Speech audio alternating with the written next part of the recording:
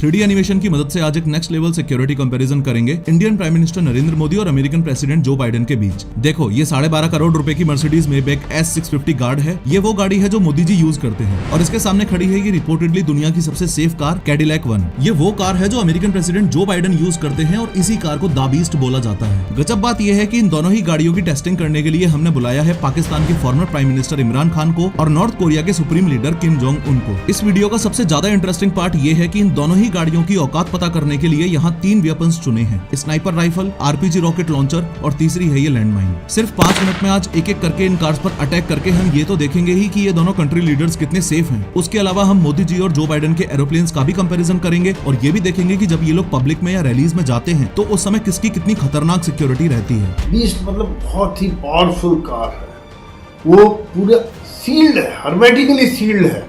उसमें बाहर से किसी प्रकार का केमिकल या रेडिएशन या इस तरह का हमला अंदर नहीं जा सकता है।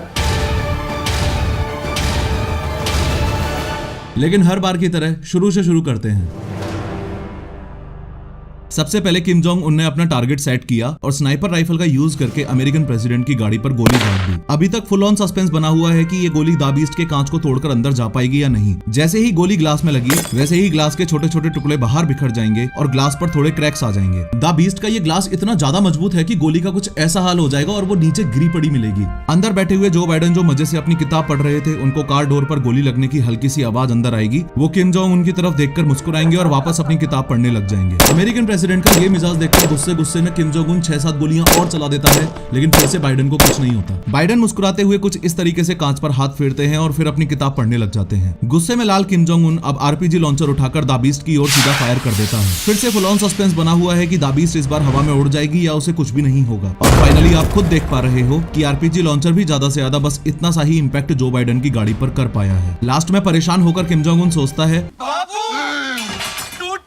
और गुस्से में बॉर्डर मूवी का सुनील शेट्टी बनके एंटी टैंक माइन लेकर बाइडेन के रास्ते में लगाने के लिए चल देता है। किम जोंग उनकी तरफ से लैंडमाइन एकदम रेडी है और सामने से द बीस्ट आ रही है। जैसे ही द बीस्ट का टायर एंटी टैंक माइन पर चढ़ा वैसे ही माइन तो ब्लास्ट हो जाएगी, लेकिन चौंकाने वाली बात यह है कि द बीस्ट पर फिर से ना के बराबर ही असर होगा। ध्यान से देखो कि गाड़ी पर बस हल्का सा बम्प इम्पैक्ट हुआ है, बाकी सब कुछ वैसा का वैसा ही है। अब 2 मिनट के लिए किम जोंग उनको साइड करके बस ये समझ लो कि इतने खतरनाक हमले होने के बाद भी इस गाड़ी में बैठे कंट्री लीडर्स को इसलिए कुछ नहीं हुआ क्योंकि ये 8 इंच मोटा शेल इस पूरी गाड़ी को बुलेट प्रूफ बनाकर रखता है। अगर इस द बीस्ट का एक डोर अलग करके दिखाऊं तो इन 8 इंच से भी ज्यादा थिक डोर्स में इंस्टॉल्ड हैं ये आर्मर्ड प्लेट्स। ये plates dual hardness steel, aluminium, titanium और सिरेमिक जैसे मटेरियल से बनी है जो रॉकेट लॉन्चर्स तक से भी इस गाड़ी को बचा के रखती हैं। एडिशनली एंटी टैंक माइन से बचने के लिए इस गाड़ी के नीचे ऐसी बॉम्ब प्रोटेक्शन स्टील प्लेट भी होती है, चाहे लैंड माइंस का अटैक हो या बायो वेपन से किए गए अटैक्स। ये कार ऑटोमेटिकली सील्ड हो जाती है और कार के बूट में इंस्टॉल्ड इस ऑक्सीजन सिलेंडर से अंदर बैठे लोगों को ऑक्सीजन की सप्लाई होती रहती है। साथ में इस एडवांस्ड फायर फाइटिंग सिस्टम से